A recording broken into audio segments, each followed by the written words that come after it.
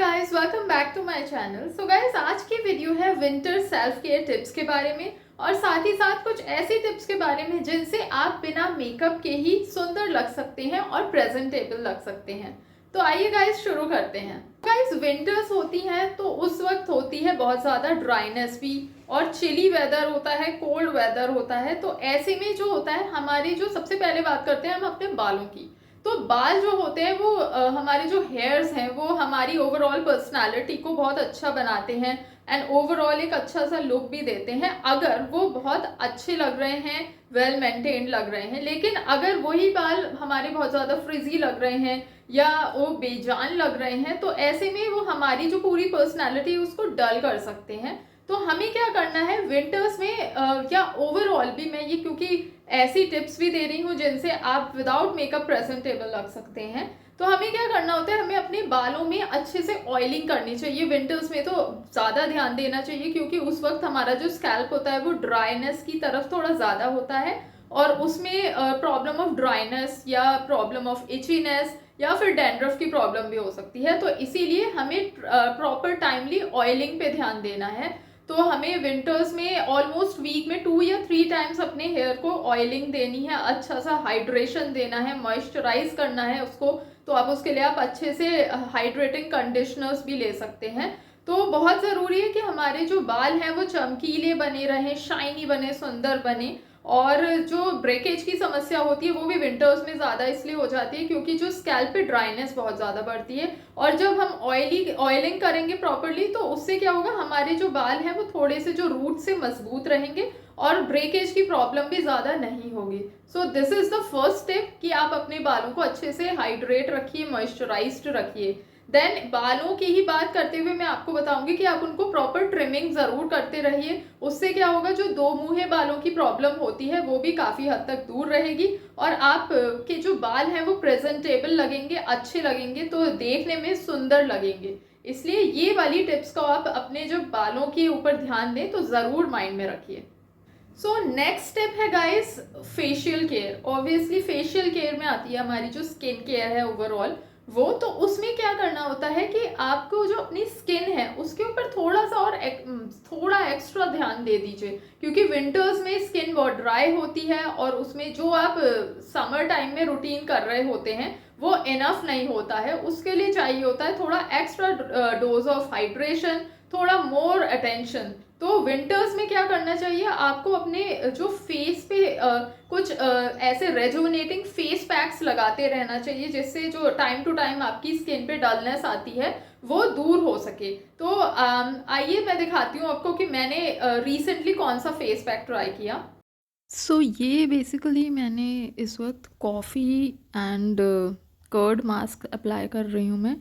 क्योंकि कॉफ़ी जो होती है गाइस उसमें काफ़ी ऐसी रेजुविनेटिंग प्रॉपर्टीज़ होती हैं जिनसे हमारी स्किन एकदम से निखर जाती है और उसमें एक बूस्टअप आता है, फ्रेश लगने लगती है। और जितनी भी हमारी फेस में पफिनेस होती है या डलनेस होती है हमारी स्किन पे, वो भी कॉफ़ी दूर करती है क्योंकि उसके अंदर कैफ़ीन होता है और कैफ़ीन एक ऐसा एलिमेंट है जो हमारी स्किन से पफिनेस को या डलनेस को, हमारी स्किन की जो डलनेस होती है उसको दूर करता है। टायर्डनेस जो बेसिकली फेस पे लगने लगती है वो भी काफ़ी हद तक कैफ़ीन से दूर हो जाती है। एंड देन कर्ड है इसमें क्योंकि कर्ड से बहुत अच्छा सा हाइड्रेशन मिलता है हमारी स्किन को और कर्ड एक नेचुरली एक्सफोलिएटर भी होती है। तो वो भी एक एलिमेंट होता है स्किन से, जो डेड स्किन लेयर है वो भी काफ़ी हद तक कर्ड से दूर हो जाती है।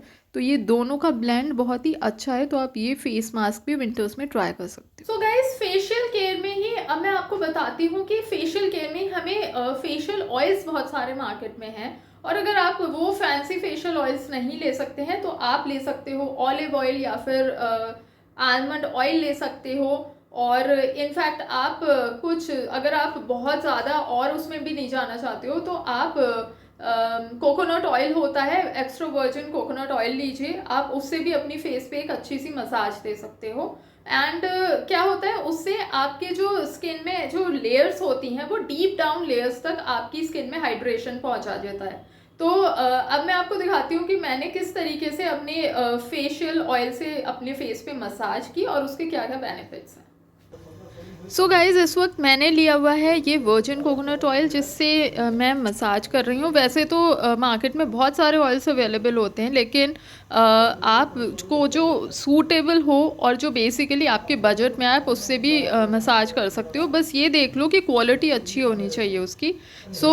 ये वर्जिन कोकोनट ऑयल है और इससे मैं अच्छे से फेस पे ढंग से मसाज कर रही हूँ सबसे पहले।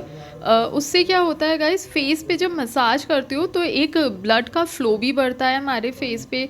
जो हमारी स्किन होती है उसके सेल्स खुलते हैं और उनमें एक बूस्टअप आता है, वो और ज़्यादा रेजुविनेटेड और फ्रेश लगने लगते हैं।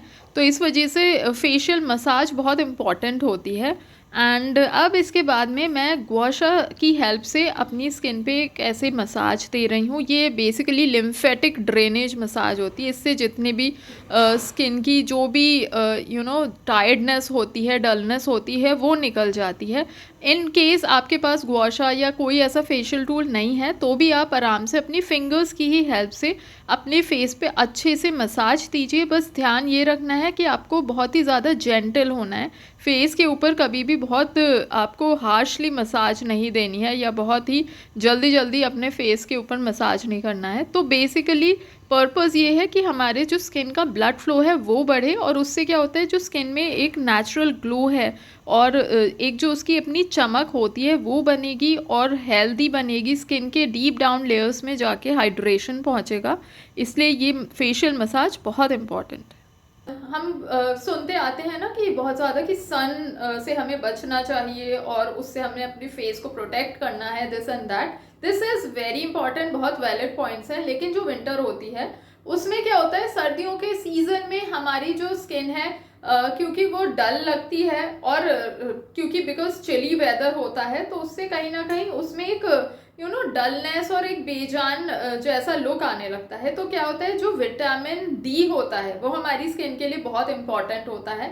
तो मैंने अपने पिछले वीडियोस में भी बताया था कि समर्स हो या विंटर्स हो, अगर आप अपनी स्किन पे विटामिन डी की डोज नहीं दे रहे हो तो आप थोड़ा सा गलत कर रहे हो। ऑब्वियसली स्किन को हमें प्रोटेक्ट करना है, लेकिन सिर्फ तभी तक 10 टू 4 o'clock तक की जो ये जो सन रेज होती हैं ये बहुत ज़्यादा हार्श होती हैं और इससे हमें अपनी स्किन को ज़रूर प्रोटेक्ट करना चाहिए। लेकिन जब हम बिल्कुल सुबह उठते हैं तो जो सनराइज होता है उसके बाद से जो धूप होती है, और ये ऑलमोस्ट 10 o'clock तक होती है ऐसी, या फिर आप ज़्यादा अगर मैं थोड़ा और कम करके बताऊं तो आप 9 बजे तक की जो धूप होती है उसको ज़रूर लीजिए। वो सनरेज आपकी स्किन के लिए बहुत इंपॉर्टेंट होती है और उससे आपकी स्किन में एक रेजुविनेशन होता है, एक रीबूस्ट मिल जाता है आपकी स्किन को, और उसमें कुछ ऐसे बहुत इंपॉर्टेंट एलिमेंट्स होते हैं जो हमारी स्किन को काफ़ी फ़ायदा भी पहुंचा सकते हैं। ओके गाइस, तो अभी क्या है कि जब हमने अपनी फेशियल केयर कर ली है तो उसके साथ ही में बात आती है हमारी लिप केयर की भी। तो कई बार हम इसको थोड़ा इग्नोर कर जाते हैं। तो विंटर्स में ड्राई एंड चैप्ड लिप्स जब हो जाते हैं तो वो देखने में बिल्कुल अच्छा नहीं लगता है। एंड उसके ऊपर आप जब वैसे ही लिपस्टिक वगैरह सब आप अपना लगाते हो तो that doesn't look nice and presentable. तो क्या होता है कि वो बहुत अजीब सा शैबी लुक देता है और आप बिल्कुल भी एक प्रेजेंटेबल मोड में नहीं लगते हो। तो इसीलिए ज़रूरी है कि हम अपने जो लिप्स हैं उनको भी हाइड्रेट रखें, मॉइस्चराइज्ड रखें।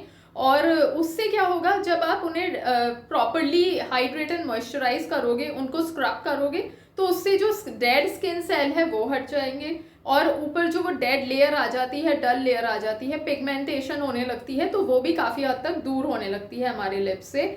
तो आइए और देखिए कि मैंने किस तरीके से अपने लिप्स को अच्छे से हाइड्रेट एंड स्क्रब किया। इस वक्त मैं मसाज कर रही हूँ या आप बोल सकते हो स्क्रब कर रही हूँ अपनी लिप्स को।